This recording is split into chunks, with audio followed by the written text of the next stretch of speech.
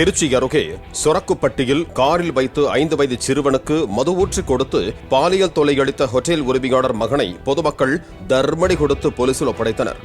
விசாரணையில் பிடிபட்டவர் ஏர்போர்ட் வசந்த நகரைச் சேர்ந்த நாசர் அலி என்பதும் தன்னுடன் திருமணத்தை மீறிய உறவில் இருந்து வரும் பெண்ணின் மகனை காரில் அழைத்து வந்து அத்துமீறலில் ஈடுபட்டதாகவும் போலீசார் தெரிவித்தனர். போக்சோ சட்டத்தில் நாசர் அலியை கைது செய்ததுடன் அவருடன் இருந்துவிட்டு தப்பியோடிய வேலுமணியை போலீசார் தேடி வருகிறார்கள்.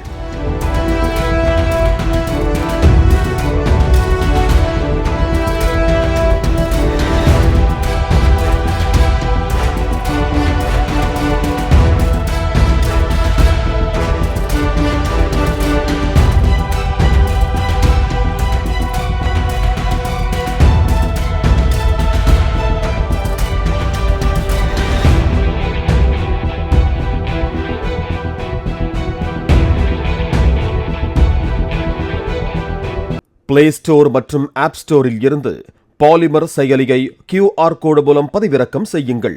செய்திகளை உடனுக்குடன் பெறுங்கள்.